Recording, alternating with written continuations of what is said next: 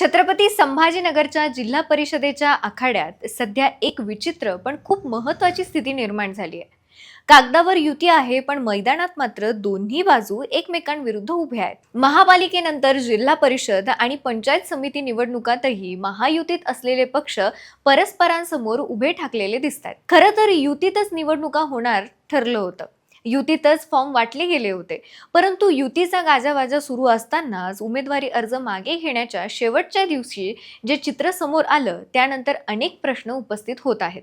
ही युती खरंच टिकणार का, की ही निवडणूकच युतीच्या भवितव्याचा फैसला करणार आहे? छत्रपती संभाजीनगरच्या जिल्हा परिषदेच्या निवडणुकीत नेमकं काय घडतंय? कोण कोणाच्या विरोधात आहे आणि याचे राजकीय पडसाद किती दूरवर जाणार आहेत? अर्ज माघारी घेतल्यानंतर नेमकं चित्र काय आहे? युती केवळ कागदावरच उरली आहे का?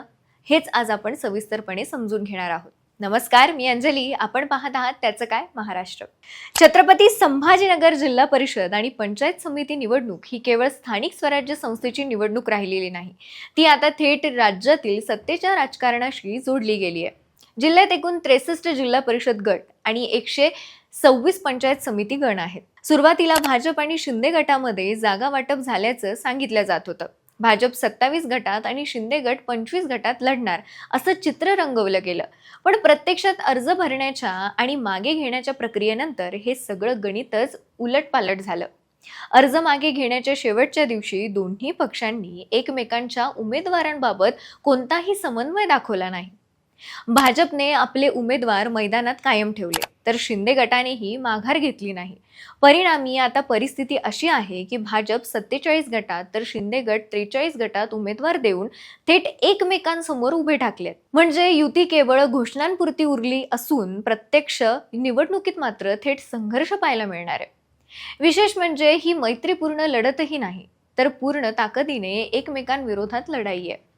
या सगळ्या घडामोडींवर भाजपचे मंत्री अतुल सावे यांनी स्पष्ट कबुली दिली आहे की सध्या तरी युती नावापुरतीच आहे. ही कबुलीच अनेक अर्थांनी महत्वाची आहे. कारण महायुती सरकारमध्ये असताना एकाच जिल्ह्यात युतीतले पक्ष एकमेकांविरुद्ध उभं राहणं हे सरकारच्या आतल्या तणावाचं प्रतिबिंब आहे. दुसरीकडे शिंदे गटाचे जिल्हा प्रमुख रमेश पवार यांनी भाजपवर थेट आरोप केलाय की भाजपने आम्हाला अंधारात ठेवलं. त्यामुळे शेवटच्या क्षणी आमची धावपळ झाली आणि आम्हालाही जवळपास सर्व ठिकाणी उमेदवार द्यावे लागले. या तणावाचा परिणाम काही तालुक्यात अधिक ठळकपणे दिसतो. पैठण तालुक्यात भाजपचे सर्व उमेदवार अपक्ष म्हणून रिंगणात उतरले आहेत. हा प्रकार केवळ स्थानिक पातळीवरील गोंधळ नाही, तर युतीतील विश्वासाचा अभाव स्पष्टपणे दाखवतो. एकीकडे सरकारमध्ये एकत्र तर दुसरीकडे निवडणुकीत वेगवेगळे मार्ग, ही विसंगती मतदारांपर्यंत नक्कीच पोहोचणार आहे. अर्ज माघारीनंतर आता अंतिम आकडेवारी पाहिली तर चित्र आणखीन स्पष्ट होतं.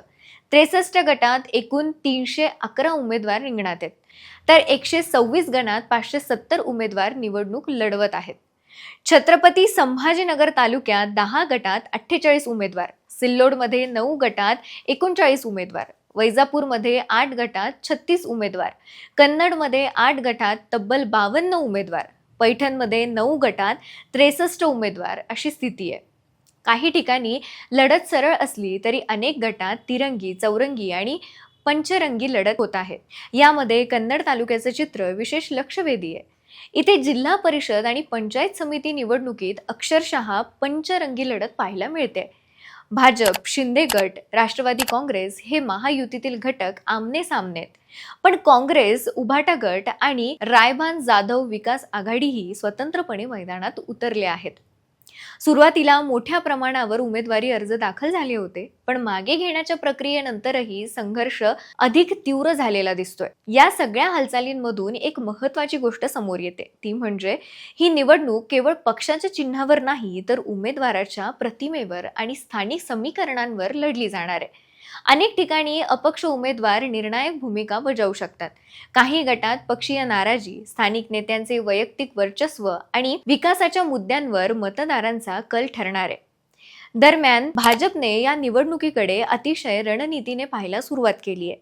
महापालिकेनंतर आता जिल्हा परिषदही आपल्या ताब्यात घ्यायची असा स्पष्ट संदेश भाजप नेतृत्वाकडून दिला जातोय. मंत्री अतुल सावे यांनी भाजप निरीक्षकांच्या बैठकीत थेट सांगितलंय की प्रत्येक बूथ सक्षम करा, महापालिका निवडणुकींसारखं काम करा. शहरातील सुमारे 200 पदाधिकारी ग्रामीण भागात जाऊन प्रचार करणार आहेत, हेही त्यांनी जाहीर केलं. म्हणजेच भाजप ही निवडणूक केवळ स्थानिक पातळीवरची मानत नाही, तर ती मुख्यमंत्री देवेंद्र फडणवीस यांच्या नेतृत्वाची ताकद दाखवण्याची संधी म्हणून पाहतायत. या पार्श्वभूमीवर काँग्रेसमधील काही पदाधिकाऱ्यांचा भाजपमध्ये प्रवेशही राजकीयदृष्ट्या महत्त्वाचा ठरतो. ऐन निवडणुकीच्या तोंडावर काँग्रेसला भगदाड पाडत भाजपने आपली ताकद वाढवण्याचा प्रयत्न केलाय. यामुळे काँग्रेसची स्थानिक संघटनात्मक पकड किती सैल झाली आहे हेही अधोरेखित होतं. सगळ्यात महत्त्वाचा प्रश्न असा आहे की या सगळ्या गोंधळाचा फायदा नेमका कोणाला होणार? भाजप आणि शिंदे गट एकमेकांविरुद्ध लढत असताना मतांचे विभाजन होणार का, की विरोधी पक्ष या फाटाफुटीचा फायदा घेणार? कन्नड सारख्या तालुक्यात पंचरंगी लढतीत कोण बाजी मारणार हे सांगणं सध्या कठीण आहे.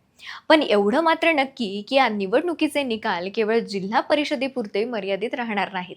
या निकालांचे पडसाद थेट राज्याच्या राजकारणात उमटू शकतात. महायुतीतील अंतर्गत तणाव वाढणार की समेटाचा मार्ग निघणार, हे या निवडणुकीनंतर अधिक स्पष्ट होईल. शिंदे गटासाठी ही निवडणूक अस्तित्वाची लढाई ठरू शकते, तर भाजपसाठी आपली वर्चस्वाची भूमिका अधिक मजबूत करण्याची संधी आहे.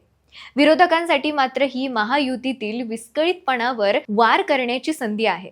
एकंदरीतच छत्रपती संभाजीनगरच्या जिल्हा परिषद आणि पंचायत समिती निवडणुकीत दिसणारं हे चित्र केवळ आकड्यांचं नाही, तर ते सत्तेच्या राजकारणाचं प्रतिबिंब आहे.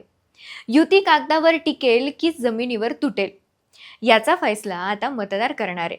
ही निवडणूक महायुतीला एकत्र ठेवणार की आणखीन दरी वाढवणार, याकडे संपूर्ण महाराष्ट्राचं लक्ष लागलंय.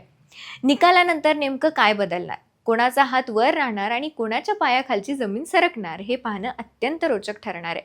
कारण ही निवडणूक फक्त स्थानिक नाही, तर ती पुढच्या मोठ्या राजकीय संघर्षाची नांदी ठरू शकते. तुम्हाला काय वाटतं? भाजप आणि शिंदे गट एकमेकांविरुद्ध लढण्याचा फायदा विरोधकांना होईल का, की भाजपच पुन्हा बाजी मारणार? कमेंटमध्ये नक्की सांगा. बाकी राजकारणाच्या आखाड्यात आपली नजर कायम असणारच आहे, तेव्हा कुठेही जाऊ नका. पाहत रहा, सबस्क्राईब करा. त्याचं काय महाराष्ट्र.